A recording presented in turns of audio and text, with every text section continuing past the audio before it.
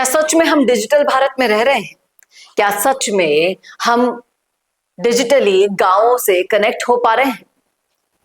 राजकुमार रोत ने जो सवाल उठाए हैं सोशल मीडिया के जरिए डिजिटल भारत पर, कितनी इंपॉर्टेंस रखते हैं वो सवाल, और उन सवाल का जवाब मिलेगा या नहीं, करेंगे इस मुद्दे पर चर्चा इस वीडियो में, इसलिए बने रहेगा आखिर तक हमारे साथ।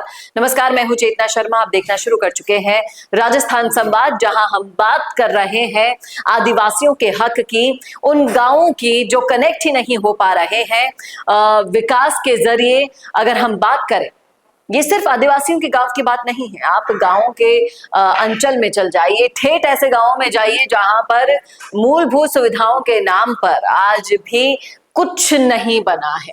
राजकुमार रोत का ये सोशल मीडिया पर मैंने ट्वीट देखा तो सोचा आपके साथ शेयर किया जाए। यहाँ पर ये कह रहे हैं कि पिछले 6 सालों में 2.5 लाख करोड़ से ज्यादा खर्च होने के बावजूद ग्रामीण और आदिवासी इलाकों में बीएसएनएल की हालत काफी खराब है। सरकारी खजाने से इतना खर्च होने के बावजूद भी जमीन पर असर क्यों नहीं दिख रहा है? आदिवासी क्षेत्रों में पहले ही कनेक्टिविटी कम है क्योंकि वहां पर विकास ही नहीं है, तो कैसे होगी कनेक्टिविटी? और जो भी है उसमें भी लोग ज्यादा पैसे लेने वाली प्राइवेट कंपनियों पर निर्भर है, जबकि सरकार डिजिटल इंडिया की बात करती है। सवाल तो बड़ा सही उठाया है, मुद्दा बड़ा सही उठाया है। राजकुमार रोत ने अपना ये शेयर भी किया है टाइम्स ऑफ इंडिया में अपना आर्टिकल, जहां पर वो इस मुद्दे को उठा रहे हैं कि आखिर बीएसएनएल की सेवाएं ग्रामीण क्षेत्रों तक क्यों नहीं पहुंच रही। आप कह भी नहीं सकते कि देखिए 2.5 लाख करोड़ से ज्यादा भी खर्च हो रहा है, आखिर ये पैसा जाता कहाँ है? कौन से विकास की बात हो रही है? और तो और सवाल जब उठाया जाता है तो इस पर जवाब तो आना चाहिए भाई साहब। देखिएगा जिस तरह से लोग यहाँ पर कमेंट कर रहे हैं कि बीएसएनएल तो पहले चलता था लेकिन अब बिल्कुल ठप पड़ा है। सुधार करने के लिए बोलते तो हैं, लेकिन कब होगा सुधार इसका अता पता भी नहीं है। कई लोग गुजरात से बोल रहे हैं कि हमारे गुजरात के गांव में भी बीएसएनएल की हालत खराब है। यहाँ जगदीश कुमार परमार कह रहे हैं कि सेंट्रल गवर्नमेंट बीएसएनएल को प्रमोट ही नहीं करती है, इसीलिए बीएसएनएल इतने बुरे दिनों से गुजर रहा है और इसकी जगह किसी और को दे दी गई है, जबकि आज भी बीएसएनएल में कोई बदलाव नहीं किया जा रहा है। फाइनेंशियली, इमोशनली सपोर्ट अगर इसे मिले तो ये भी ग्रो कर सकता है, पहुंच सकता है इतना पैसा लगने के बावजूद भी। कई लोग कह रहे हैं कि पहले बीएसएनएल के टावर 100 मीटर में लगाए जाते थे, लेकिन अब ना इंटरनेट वहां पर पहुंच रहा है, ना कॉल होते ही है, बैड नेटवर्क हो रहा है।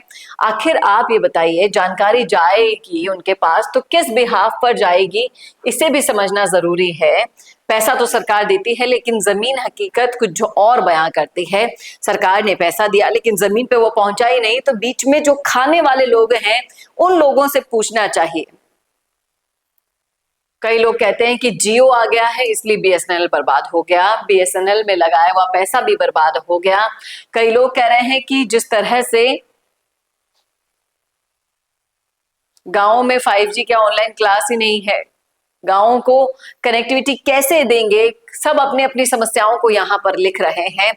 देखिए, जब बात की जाती है डिजिटल इंडिया की, तो इंडिया डिजिटल तभी होगा जब हमारी 70 से भी ज्यादा प्रतिशत आबादी जहां रहती है, यानी कि गांव, वहां पर सुविधाएं पहुंचेंगी, शिक्षा पहुंचेगी, रोजगार पहुंचेगा, चिकित्सा सुविधा उपलब्ध होगी। और इस तरह से कनेक्टिविटी अगर ढूंढते रहेंगे लोग बाग, तो कैसे बढ़ेगा भारत? राजकुमार रोत के सवाल का जवाब सरकार को देना होगा। आप बताइए, आप भी अगर उन्हीं इलाकों से आते हैं, रहते हैं वहां पर, तो कितनी खराब क्वालिटी की आपको ये सुविधाएं मिल पाती हैं नेटवर्क से रिलेटेड? आप भी शेयर कर सकते हैं। इस वीडियो को ज्यादा से ज्यादा शेयर कीजिए ताकि जिम्मेदार लोगों तक पहुंचे, उनके कानों पर जू तो रहेंगे। हम तो हमारा काम कर ही सकते हैं, ये भले करे ना करे। बताइए जरूर कमेंट करके कमेंट बॉक्स में, क्या आप दे रहे हैं राजकुमार रोत का साथ इस मुद्दे पर? लिखिएगा जरूर राय। कैसा लगा वीडियो बताना ना भूलेगा, और ऐसे वीडियोस के लिए देखते रहिए राजस्थान संवाद। नमस्कार।